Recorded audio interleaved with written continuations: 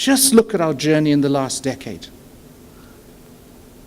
A journey, yes, of ambition, a journey of courage, a journey of resolve, and a journey of extraordinary accomplishment. There have been many valleys along this route. There have been many mountains along this route. As I said last week at the Bunting Road campus, there are many of these that we can record. Many of these that we can record. But it has been our ability to persevere. It has been our resolve. It has been our courage. It's been our ambition that has enabled us to get through each and every one of these extraordinary challenges. These are challenges that challenged us, that we struggled with at the very core of our being. Who would have imagined that we would have recovered from a tragic stampede in the manner that we've been able to recover? That we've been able, as a consequence of that, to build world-class administration systems, with particular reference to academic administration in this institution. And in the process, we've become the reference point, not for the tragic stampede, but we've become the reference point because of the outcomes of that stampede. And so we have world-class academic administration systems in this institution, second to none. Demonstrating once more our ability to confront, challenge, and to rise up. Our ability to innovate, our ability to rethink and to reinvent. That is the character of us, the people of this university.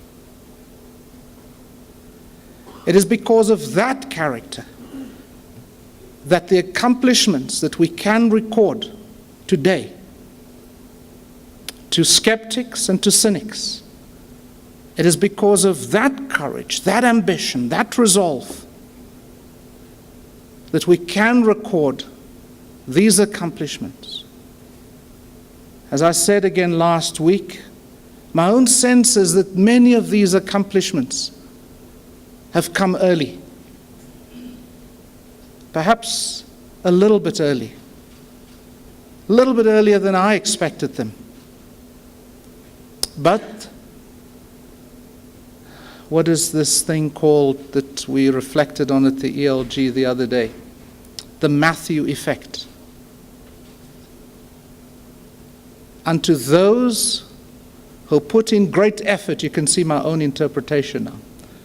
Unto those who are resolved, who put their mind to it, who invest great effort, far more will be given. Unto those who invest little effort, little courage, little hope, little ambition, even that little will be taken away. And so we have accomplished and achieved early results because of extraordinary effort. To have programs or multiple programs such as law and education, just to use two examples, to be ranked in the top 200 programs worldwide is extraordinary. It's an absolutely extraordinary accomplishment. For this university, without a medical school, with a comprehensive set of programs, to accomplish a number 8 position on this continent of Africa is something quite superb, quite extraordinary. For this university to be ranked in the top 100 universities, comfortably so at number 63, amongst the Brazil, Russia, India, China, South African universities, is an extraordinary accomplishment. And so we can go down the list. For this university here in this nation of ours to be ranked as the second strongest brand. And yes, we don't have the winelands and the mountains and the sea, but we've got this extraordinary setting, indeed the cradle of humanity, to have accomplished already by its 4th year, and consistently so since then, the number 2 brand position in this nation is simply superb. But those are the rewards, the recognition that come as a result of the extraordinary labor. On the one hand, academic labor, and on the other hand, professional and support labor, that we've been able to weld and put together, knit together in this institution. And it's been our ability to be pragmatic whilst looking forward.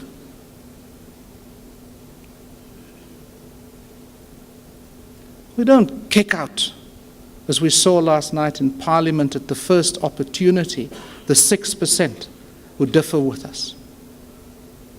It's not our first response to those who differ, those who don't perform in the institution.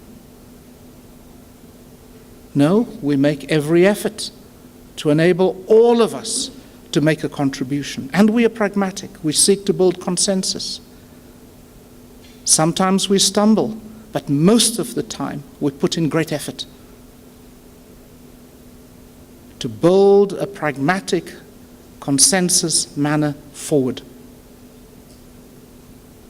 And so these are the hallmarks of a fine institution on the way to greatness. The final thing that's important for me to mention is something that should concern us. We should be concerned that 1% of the world's population, 1% of the world's population have accumulated almost 50% of the world's wealth and resources. We should equally be concerned that 20%, add another 19% to that 1%, that 20% of the world's population have accumulated 95% of the world's resources and wealth. It cannot be correct. Cannot be correct.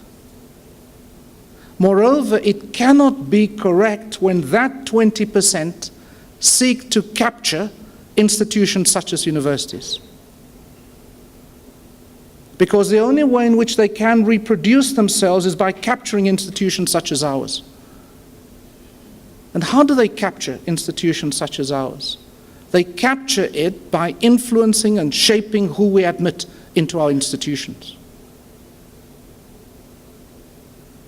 And so a great university today is ranked, yes, on its research, yes, on its contribution to teaching and learning, yes, on its reputation.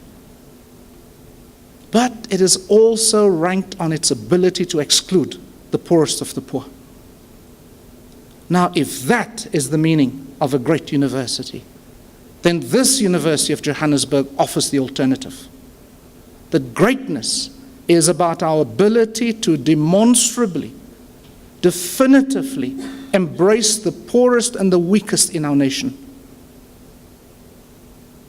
Our first year class this year will again have in excess of 20% of first years coming from the poorest of the poor in our nation. And they're not here because they are poor or because they are weak academically. No.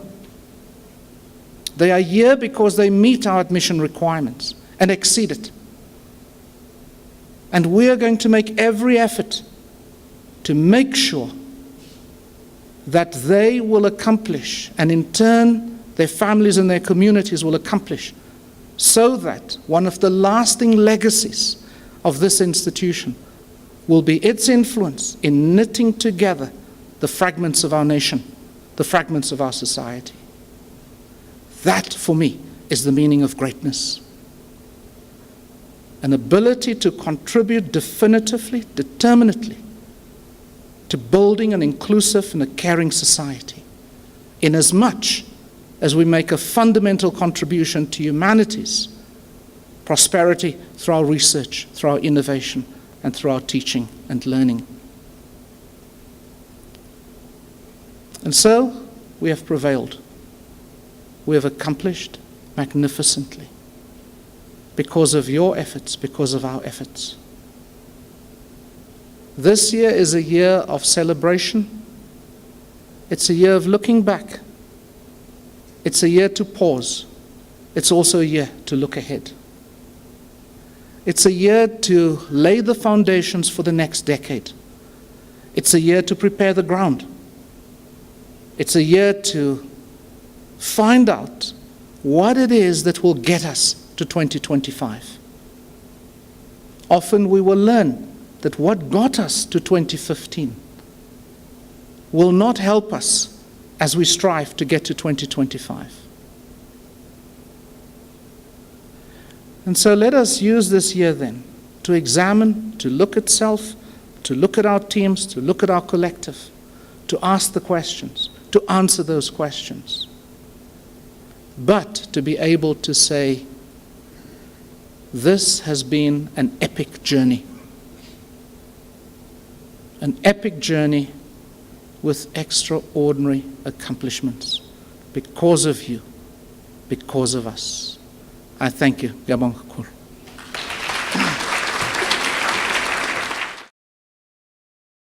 The University of Johannesburg. Rethink, reinvent.